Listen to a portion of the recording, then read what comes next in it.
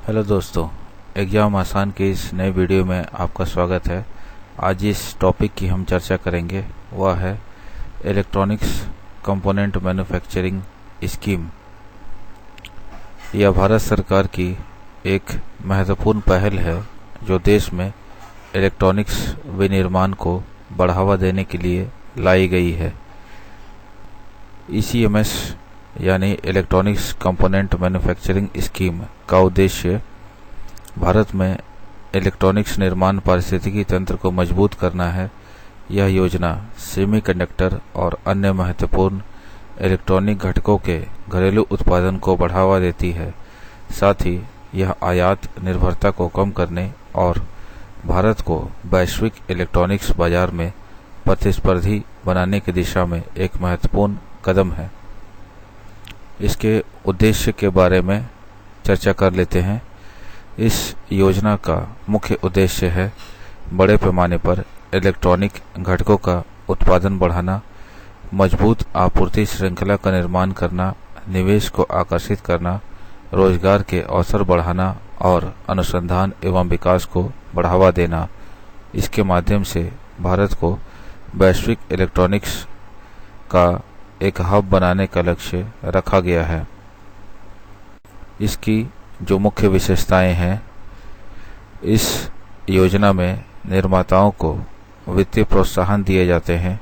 इसके तहत कर लाभ, सब्सिडी, पूंजीगत निवेश समर्थन और अनुसंधान एवं नवाचार को बढ़ावा देने के लिए उद्योग हितधारकों के साथ सहयोग की व्यवस्था की गई है। साथ ही पब्लिक प्राइवेट पार्टनरशिप को भी बढ़ावा दिया जाता है।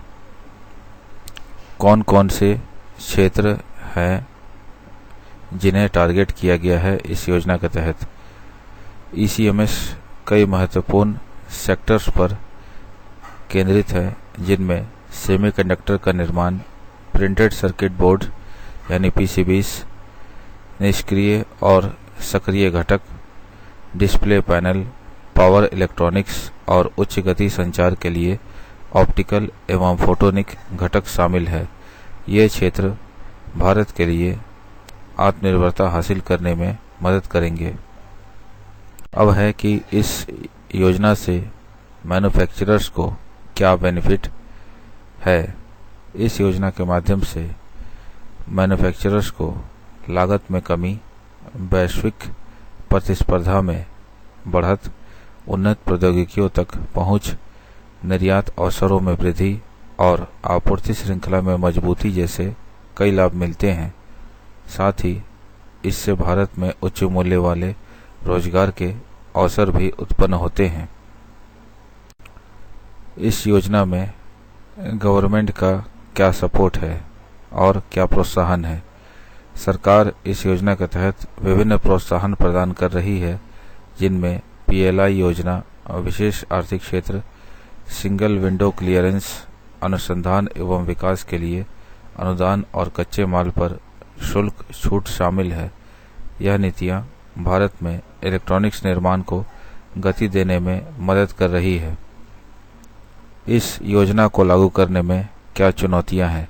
हालांकि यह योजना काफ़ी लाभदायक है, लेकिन इसके कार्यान्वयन में कुछ चुनौतियां भी हैं, जैसे उच्च प्रारंभिक निवेश लागत, आयातित कच्चे माल पर निर्भरता, कुशल श्रम की कमी, वैश्विक प्रतिस्पर्धा और पर्यावरणीय चिंताएं। इन सभी चुनौतियों का समाधान करने के लिए निरंतर नीतिगत सुधार आवश्यक है। इस योजना को लेकर भविष्य की क्या रूपरेखा है? भविष्य में इस योजना के तहत स्थानीय आपूर्ति श्रृंखलाओं को मजबूत करने, वैश्विक निवेश आकर्षित करने, स्टार्टअप्स को प्रोत्साहित करने, अनुसंधान और विकास में बढ़ोतरी करने और AI एवं इंटरनेट ऑफ थिंग्स जैसी अत्याधुनिक तकनीकों को अपनाने की योजना है। इस योजना का कंक्लूजन क्या हो सकता है? इसके निष्कर्ष के रूप में हम कह सकते हैं कि ECMS भारत को इलेक्ट्रॉनिक्स निर्माण के वैश्विक केंद्र के रूप में स्थापित करने की दिशा में एक महत्वपूर्ण कदम है। सरकार, उद्योग और अनुसंधान संस्थानों के सहयोग से भारत आत्मनिर्भर बन सकता है। दीर्घकालिक रूप से इस क्षेत्र में सतत विकास और नवाचार को बढ़ावा देना आवश्यक होगा। ये वीडियो आपको पसंद आया होगा, ऐसी उम्मीद है। इसी तरह के और वीडियो हमारे चैनल पर आपके लिए हम लोग लाते रहेंगे। इसके लिए इस चैनल को लाइक, शेयर और सब्सक्राइब जरूर करें। Thank you.